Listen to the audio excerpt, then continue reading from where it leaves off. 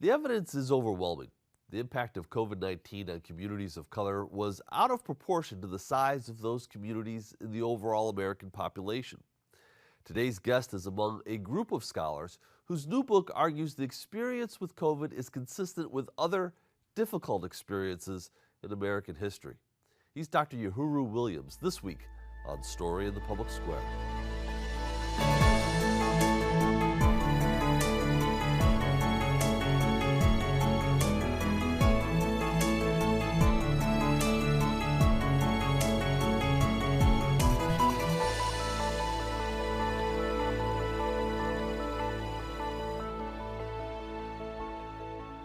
Hello and welcome to A Story in the Public Square, where storytelling meets public affairs. I'm Jim Ludis from the Pell Center at Salve Regina University. And I'm G. Wayne Miller with the Providence Journal. This week we're joined by Uhuru Williams, the Distinguished University Chair and Professor of History, as well as founding director of the Racial Justice Initiative at the University of St. Thomas. He's a contributor to and co-editor of a new book, After Life, A Collective History of Loss and Redemption in Pandemic America. Uhuru, thank you so much for being with us. Thanks for having me. Good to be with you both. So the book is co-edited, I should note, with Carrie Lee Merritt and Raylan Barnes, and it's a remarkable read, Afterlife, which tries to make sense of the pandemic experience in the United States. And I should note that as we sit here today, there's more than 1 million American dead from the pandemic, and we're losing still about 400 to 450 Americans every day as we tape this. Can you put that into some sort of context for us? How big is that number in American history? Well, it's incredible.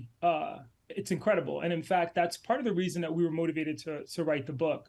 You had, in the immediate aftermath of the pandemic, of the kind of reckoning with what was happening, these questions about, was there any comparable moment in our history we could look back to and say, this is similar? And when we think about, for example, the number of people killed during the American Civil War, this surpasses that. If we think about the number of people killed in World War I, World War II, these numbers surpass those numbers. So it's not hyperbole to say that this is unprecedented. At the same time, there's much that we can learn from the experience of Americans with those previous moments of tragedy. And part of what we hope to do in writing this book was to make those comparisons, to draw out those comparisons.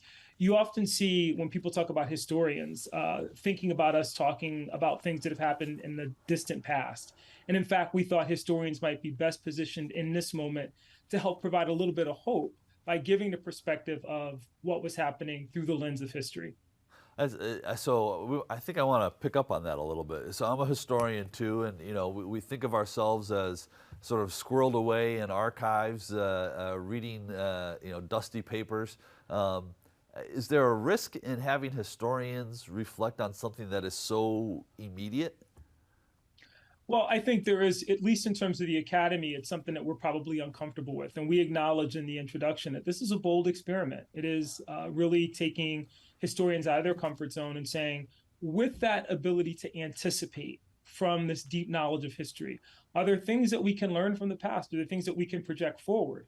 How do we develop a sense of hope? How do we understand resiliency in light of something like a global pandemic and its relationship to other pandemics in our history? The Spanish flu of 1918, for example. How do we think about a racial reckoning in light of other moments of racial reckoning? The Civil War and Reconstruction, the Civil Rights Movement of the 1950s and 1960s. And how do we deal with large questions of grief and political turmoil in ways that actually inspire us to have hope? And I think historians, legal scholars are uniquely positioned to do that, even though, as you pointed out, our work typically is done looking backward rather than projecting forward or talking about the contemporary. So I want to pick up on what Jim picked up on. You and your co-contributors, co-editors, wrote this during the pandemic. This wasn't, okay, we're going to wait until, this fall when we're, in some senses, beyond the worst of it.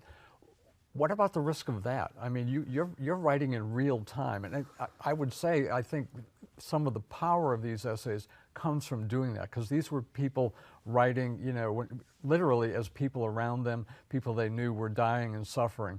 And anyway, long question, was there a risk there? I think there was tremendous risk, and we were asking our contributors to be vulnerable in a way that typically we don't expect scholars to be vulnerable. You think about some of the people that are in this volume, people like Jacqueline Dowd Hall, Heather Ann Thompson, Peniel Joseph, Robin D.G. Kelly, some of the most recognized scholars in our field.